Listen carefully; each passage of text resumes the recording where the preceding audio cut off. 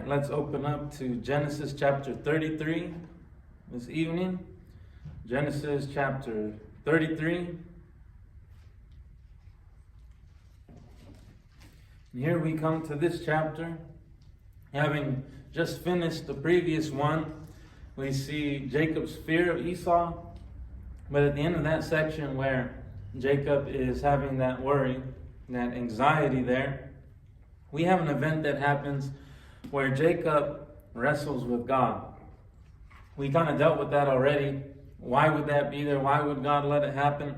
All these questions come to mind, but the point is plain and simple, that God is showing Jacob that he's not supposed to be able to wrestle with God this whole time. It should be that he lets God prevail over him if he's following him.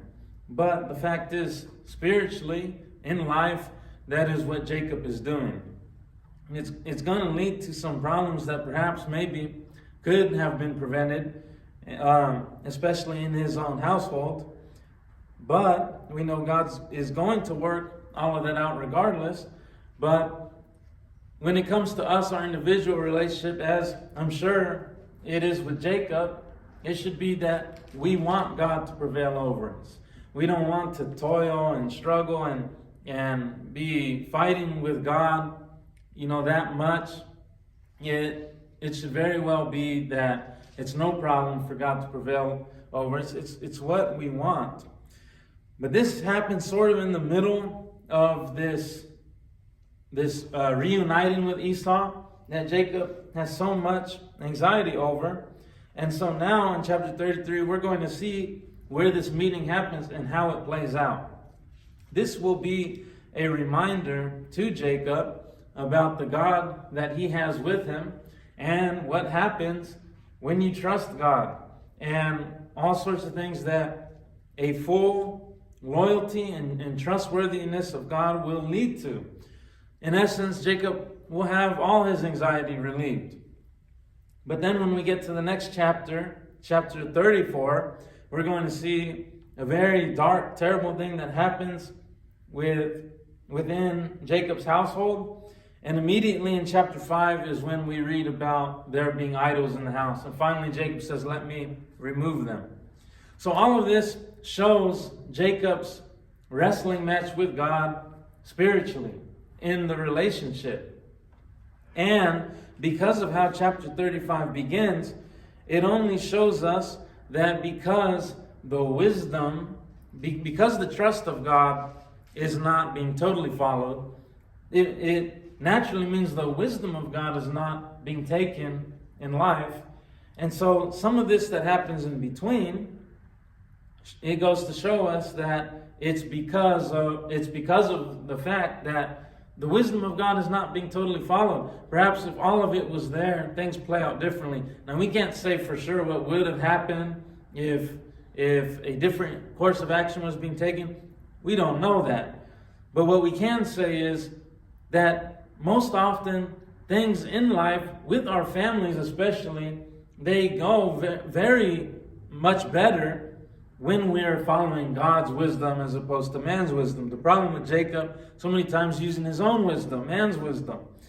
But the fact that this renaming of Jacob to Israel will come back up again at the very start of chapter 35, I believe this reinforces to us that God is telling us that everything that has gone on was part of Jacob's wrestling match with God, spiritually. Meaning when you have, oftentimes in Bible study, we call it bookends, or there's different names for it. It's basically something was stated in this chapter, and then it's brought up again by God later on. And so by studying everything that happens in between those two things, we have a very clear message of what God is saying. Here in Genesis chapter 32, God says, I'm going to rename you Israel, the one who wrestles with God. He comes back in chapter 35 and repeats the same thing. Your name is now Israel, the one who wrestles with God. Well, what happens in between? Well, we're seeing it. And so it's a very great Bible study tool to understand things. So we pick up here in chapter 33. Now the meeting with Esau happens. It says in verse 1, Jacob lifted up his eyes and looked, and behold, Esau was coming, and 400 men with him. So he divided the children among Leah and Rachel and the 2 female servants. And he put the servants with their children in front, then Leah with her children, and Rachel and Joseph last of all. And that's most likely, and again, it looks, remember like how we said last time, you can kind of date based on the age when these things are happening. Well, here, Rachel and Joseph last of all, because it's mentioned that way, most likely to protect them, right? So we already see sort of the special feeling that Jacob has towards that son and towards Rachel. Again, it kind of morphs into this partiality amongst children later on when they start to grow. But we understand because of Rachel and how Jacob felt about her, why that would become the case. But it only goes to prove to us that God's design is better. One man, one woman, and all their children, right? You see, you don't have that conflict with God's design. But with man's wisdom, you have it here. And so Rachel and Joseph, last of all, this probably tells us when we read this part, kind of reinforcing what we dealt with in the previous chapter last time, that maybe Benjamin, not on the scene yet, tells us that he's of a younger age by the time Joseph goes to Egypt and they have that famine going on. So anyways, verse 3 says, he himself went on before them, bowing himself to the ground 7 times until he came near to his brother. But Esau ran to meet him and embraced him and fell on his neck and kissed him, and they wept. And when Esau lifted up his eyes and saw the women and children, he said, who are these with you? Jacob said, the children whom God has graciously given your servant. So, again, a lot of this can be language, but you don't get a sense that it's formality at all here. You see that another side to Jacob is that he definitely gives glory and credit to God, and he knows where his blessings come from despite his many faults. So you don't want to just look at the faults in someone's character. You want to look, when we see these Bible characters, you want to see the faithfulness in their character as well, and the wisdom that they do have, where they understand what is from God's, and they have those things that are right, especially compared to so many of the nations already at this point had turned to many different gods. And Jacob here, he seems to get, a lot of what his parents have taught him, Abraham and Isaac. So verse 6, then the servants drew near, they and their children, and bowed down.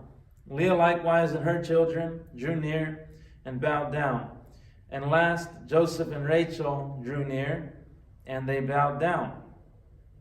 Esau said, what do you mean by all this company that I met? Jacob answered, to find favor in the sight of my Lord. So now he's most likely talking about the real word is camp. So probably that big multitude that Jacob sent off ahead. And so Esau's asking about that, and he says, to find favor in the sight of my Lord. Remember, he sent them because he wanted to make sure that he wasn't going to be ambushed or anything like that. But Esau said, I have enough. My brother, keep what you have for yourself. Jacob said, no, please. If I have found favor in your sight, then accept my present from my hand.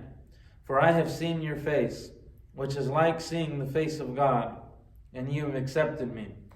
Now, this can kind of be 2 ideas here. The first may be that because of the circumstance, the anxiety that Jacob felt, given the situation, because he's received mercy from Esau in that situation, it is like receiving that very same blessing from God. But the other aspect is, he's so glad to see his brother, and both are happy to see each other, that no doubt that relationship and being reunited is as joyous. It has all the joy of as it would be to meet God sort of as an exaggeration, but basically in both aspects to this, the blessing of reuniting both ties back to God. And I think that both of those ideas are there, at least for Jacob.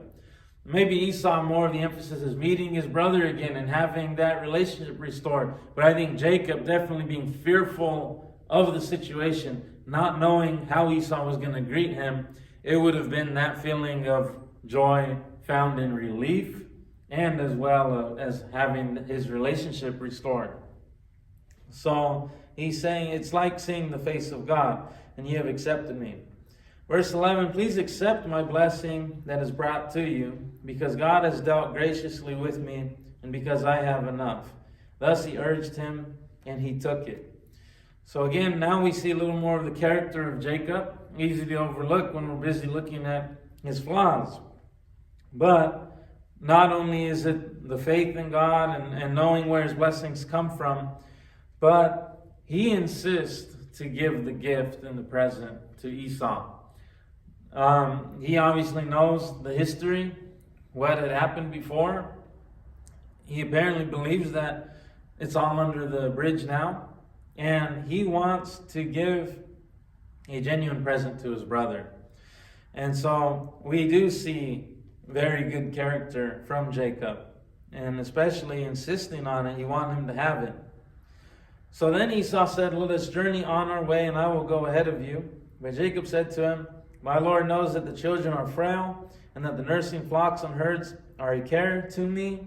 If they are driven hard for one day, all flocks will die. Let my Lord pass on ahead of his servant, and I will lead on slowly, at the pace of the livestock that are ahead of me, and at the pace of the children, until I come to my Lord in Seir. And by Lord, he's referring to Esau, of course. He's term of respect he's using for him. So he basically just wants to care for what he has. And another excellent character trait of Jacob.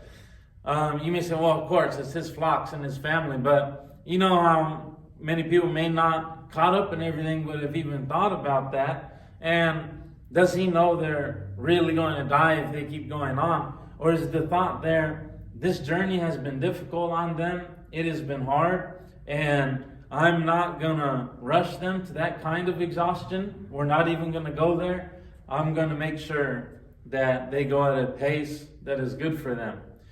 And there's an idea, even thinking of the flocks and the little ones, you get to see a little bit more of the character of Jacob. So verse 15, so Esau said, let me leave with you some of the people who are with me. But he said, what need is there? Let me find favor in the sight of my Lord. So Esau returned that day on his way to Seir. But Jacob journeyed to Succoth and built himself a house and made booths for his livestock. Therefore, the name of the place is called Succoth. And so that word just means booths. So obviously it was named because of what Jacob did there. So we kind of talked about this in the previous chapter. Good principle to understand as we go through Bible history, because a lot of the names, they're already named that name. It had its name Succoth, and it's not saying that, coincidentally he named it. No, the point is that's what it was known as to the readers of this book, the Israelites. And so they're not going to mention the name of that place, what it was called beforehand. They're just going to refer to it of what its name was at that present time, if that makes sense. A good example of that, very important to know when you're studying biblical history, is in the book of Judges. We have the name Jerusalem. Now, why is that so important? Well, it's especially if you ever come across a critic or something, Jerusalem was not called that until later on, right? Until it became, even in Joshua, they're conquering the land. And so later on, when the Israelites take the land, they give them, the names, Jerusalem. But when it refers back to Jerusalem in the book of Judges, it's going to use that name. right? Jerusalem. Now, how can we explain this? Well, because when the Israelites are reading the book, they're going to call it the name that their people are familiar with. If they go and say whatever name it was called before and they refer to it that way, well, then people might be confused, especially the everyday reader. So there's just many times in the Bible, they're going to call it the name that it's known by. So that doesn't mean that beforehand, when the time period of Judges was happening, that doesn't mean that it wasn't called by a different name. It just means that as time went on, that's how they began to translate it and what it was known as. So verse 18, Jacob came safely to the city of Shechem, which is in the land of Canaan, on his way from Padan Aram, and he camped before the city. And from the sons of Amor, Shechem's father, he bought for 100 pieces of money. Now this would be 100 kesita. We don't know the value of it, but it was at that time period the coin. So it's impossible to know really exactly how much this is, but it was for 100 pieces, the piece of the land on which he had pitched his tent. There he erected an altar and called it El Elohe Israel, and that means God, the God of Israel. So he spends his money on a piece of land, but what can be taken from it is it was probably a good amount. It was enough to buy that piece of land, regardless. And we know Jacob has a good amount here, just like Abraham did. But the land, for its meaning, was important to Jacob. And he decides to name it God, the God of Israel. So you have El, God, Elohe, Israel, the God of Israel. But when we zoom out, we see the broader meaning of that name, because God, the God of the one who wrestles with God, right? And that has very good meaning to it. God has just renamed Jacob Israel because he's struggling with God. He's having this difficulty. God has not prevailed over him. Now look at how much he's been blessed. He was so worried about what was going to happen with Esau. He was so worried, is he going to still try and kill me? Is our relationship still bad? And before that, God has this encounter with Jacob to teach him, you're wrestling with me, you're not letting me prevail over you. And that's why a lot of these things are difficult as you move along here. But you got to trust God. And now he realizes he was worried for nothing. He did all that dividing of the camp and all that for absolutely no reason. As crafty as it was, and not in a deceitful way, I just mean it was using his wits like he's always done. But it was all for nothing because Esau came and all was forgiven. And so basically, Jacob credits this as a teaching lesson from God. And he says, I'm gonna buy this piece of land right here. I want this piece of land, pays for it, and he decides to name it God, the God of the one who wrestles with God. He's wrestling with God. Nevertheless, God is still his God, and he's taking care of him, even despite his character flaw. Because you remember Israel not referring to the country just yet, but at this point in time, referring to the individual. Do we understand that when our character is flawed, when we're having a difficult time, when we're making it harder for God to make us better, when it's becoming difficult in our life for God to help us, and we make it hard for him to help us, do we understand what a precious thing it is that he's still our God? He, even seeing the fight we're given, where we do this wrestling stunt and it's preventing him from helping us. But you see, he's still our God. He's still kind to us. He's still good to us. Is he going to do what he can to try and get us to turn around? He can, but if we absolutely refuse to let him, then that's our choice. He can't force us to let him help us. But do we understand I know it's my character flaw, like Jacob is saying, and I'm struggling with him. Now God is trying to teach me, and do we understand the preciousness of this? How special it is, where God, He's God. He really wouldn't have to, if we didn't know anything about His character, we would think of an almighty being and say, He really doesn't have to do anything. And now I'm making it hard for Him to help me, which He's decided to do from His own love and mercy. And He's still going to be with me and take care of me, even when I'm wrestling with Him. So it teaches us that something like this should touch our heart with God. It's like there in the book of Romans. In fact, it might be worth turning there.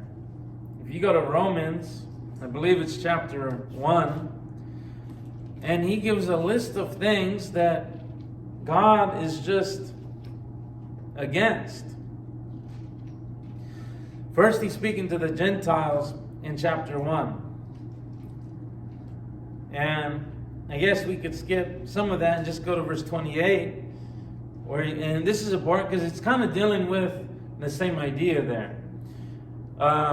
Abraham, Isaac, Jacob, the fathers of Israel, they're ones who acknowledge God.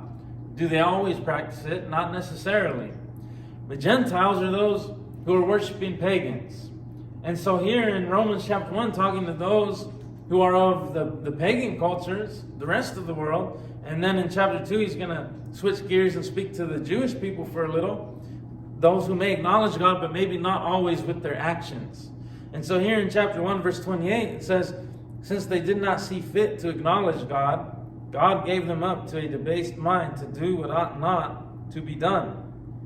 So he didn't make them, but he said, go ahead. I'm going to let you do this. We would say God didn't prevail over them because it was their choice. So verse 29, they were filled with all manner of unrighteousness. You all know what disobeying God leads to. Often we say, oh, no big deal. But that was the door to it. So they were filled with all manner of unrighteousness. And what did it lead to? Evil, covetousness, malice. They're full of envy, murder, strife, deceit, maliciousness. They are gossips, slanderers, haters of God, insolent, haughty, boastful, inventors of evil, disobedient to parents, foolish, faithless, heartless, ruthless. Though they know God's righteous decree that those who practice such things deserve to die, they not only do them, but give approval to those who practice them. So that was their frame of mind. And then in chapter 2, verse 1, he says, therefore you have no excuse, O man, every one of you who judges, for in passing judgment on another you condemn yourself, because you, the judge, practice the very same things.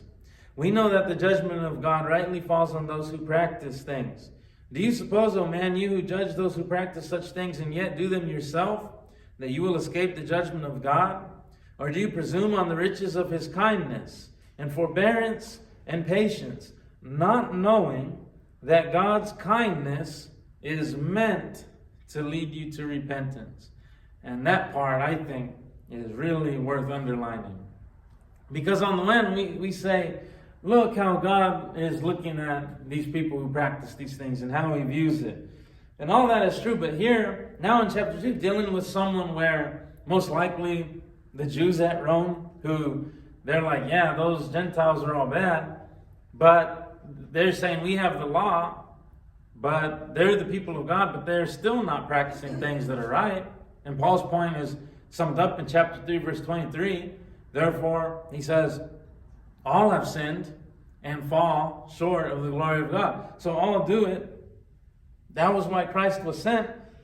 But this right here in chapter 2, this is now going further. It's dealing with someone who they have already turned away from God, and God has already been kind to them, and that kindness has not worked. Okay? They've gone that step further. But this is such a good verse to underline, because do you not know that what? He says, not knowing that God's kindness is meant to lead you to repentance. How does God lead someone to repentance, to change? And this is a great lesson for us to learn. How does God do it? How should we do it? Well, he does it by kindness. And that kindness is meant to do something. Now, that being said, let's take the context into consideration, because there are some where that kindness has not worked. And they take advantage of that kindness. And so when you're at that point, then you've gotten to the point of these people in chapter 2. But the fact is, initially, what does God do? He feeds people. He provides things. He's kind. There are times where he shows mercy. His kindness is meant to lead someone to repentance. And here, back in Genesis chapter 33, this is what, there are many things that God could instruct Jacob and teach him. The fact is, Jacob has seen now a situation where he has struggled with God. He has wrestled with him. And God's response is, you need to see you're struggling with me, and I'm being kind to you. I'm being kind to you, and I'm having mercy on you. And look, that no matter how much you're struggling, you're also worried about these physical situations. And I'm giving you kindness. And I'm giving you chances. And I'm working through these things. And this has touched Jacob's heart. And he says, I'm going to buy this land, and I'm going to build up an altar. And he knows that God showed him that picture of that wrestling match to show him that you're so worried about these circumstances, but what you need to learn is learn from my kindness and see that my intention is to take care of you. My intention is to do what's best for you. You're wrestling with me, and I'm going to work this situation out. And you're going to end up okay. So why wrestle with me on all these other things? When you see that God is telling him, you see that I can make these situations better and lead you through them. So that leads us to Genesis chapter 34, which is a fairly dark chapter. There's a couple of them there's more than a couple in the Old Testament, but there's some really chapters that we read about and we're like, that chapter. Another one is in not too many chapters away from this one, Judah and Tamar. Of course, you have that chapter in the book of Judges that is famous for what happens there. But what we have to keep in mind as we go into this chapter, what have we seen from Jacob? Off and on, right? We've seen great parts of his character. We've seen great faithfulness, and we've seen he knows when he's touched by God, and he knows where his blessings are coming from. But at the same time, a little time later and he'll go off, and he's not really, he can't be consistent with that is what it is. He's not consistent what he's been taught, unfortunately, here and there by maybe his parents. What he's taught himself in his own life is you got to rely on your wisdom. You got to rely on what you know how to do. And God is trying to train him out of that. Unfortunately, it's going to be too late for a lot of these things. And what's going to happen in chapter 34, again, this doesn't mean that we know what would have happened if Jacob, maybe he listened earlier, and maybe he just married one woman. Maybe he wasn't so deceitful. We don't know what would have happened. But I think the fact that in chapter 35, immediately God reminds him that your name is now Israel, the one who struggles with God. I think what it does show us is that we're looking at a period of Jacob's life where he was not relying on God's wisdom. Because what we're going to see from chapter 35, there's something he does that he should have done a long time ago, after God reminds him of his name. And so, going into this chapter 34, I believe, just like in Judges is called the dark history of Israel. Well, I believe that's the dark period of Israel, the country. And here in chapter 34, what we're getting into is the dark period of Israel, the man, and his household. We don't know what would have happened if some different choices were made. But what is obviously clear is that he's decided to spend some time where he's not fully relying on God's wisdom and trust in him. And that is going to lead to consequences in his family, and he would not want these things to happen, but he's going to have to live with the outcome on some of these things.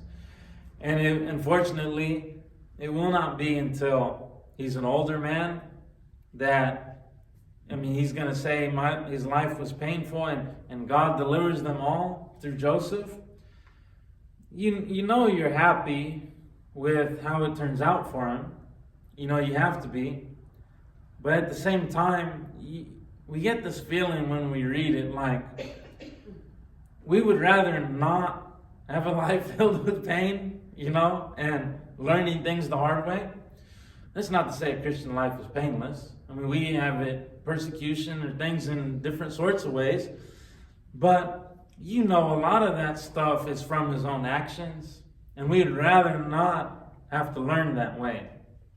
Well, this is God saying, I believe, you don't have to. You don't have to. And it's also not God saying, you did this, so I'm going to give you this punishment, this punishment. No, this is just Jacob. These things happen because Jacob has strayed a little bit. And there's some things Jacob should have taken care of, and he didn't. And now it's his own actions, coupled with the actions of other people, that bring his family great distress. So, much too long of a section to even get into starting tonight. So we'll pick up with chapter 34 next Sunday night. And it's good, though, that we have the picture of where we're going with it. Right now, we'll offer an invitation for anyone who has not come to Christ in baptism. Maybe you believe in the word and the message that Jesus said, and all you're missing is that repentance. And the time when we offer these invitations is the time to put on Christ in baptism. But if you need prayers of the congregation, you have anything you need to make known, it can either be here or it can be after it. But anytime you need to let one of us know any prayer that you need, just be sure to do that. But we offer that invitation now. And if you have a need to respond to it, you may, as we stand and sing our invitation song.